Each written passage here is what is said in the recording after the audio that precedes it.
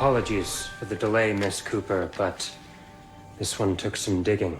Clifford Blossom's wife requested that there be no autopsy, but my father was nothing if not a curious man. So let me guess.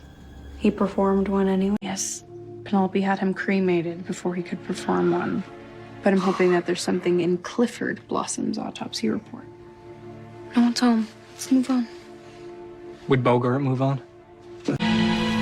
Son, from everything you said, it's clear that Randy died from those drugs. An autopsy will support that. You're innocent. I'm not, Dad. In English vocabulary, we will learn the word autopsy. It means inspection and dissection of a body after death. As for determination of the cause of death, postmortem examination. Also means an analysis of something after it has been done or made.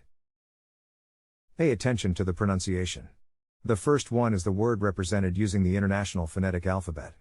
To pronounce autopsy, have in mind that the size of the syllable indicates where the accent or stress is. In this case, the accent is in the fourth syllable, corresponding to toop. Below are other ways to pronounce it. Now, let's see how autopsy is used in real life. There's one more ghoulish detail I discovered during the autopsy. But I'm hoping that there's... He's got results from Kurtz's autopsy for us. Maybe he tracked down Clifford's autopsy report. Where an autopsy is expected to confirm his death as a suicide. Or after the autopsy comes back. We need to see him. Take the test at accent101.com to find out si sabes inglés o hablas inglés.